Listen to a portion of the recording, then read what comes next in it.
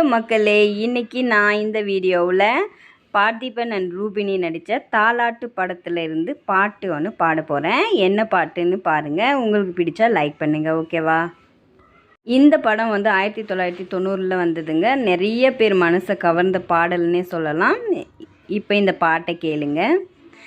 நீதானா நீதானா அன்பே நீதானா, நீ இன்றே நானேதான் இங்கே வாழ்வேனா, அன்பே அன்பே எந்தன் அன்பே வாழும் ஜீவன் நீதான் அன்பே, துணை நீ அன்பே, நீதானா நீதானா அன்பே நீதானா, நீ இன்றே நானேதான் இங்கே வாழ்வேனா.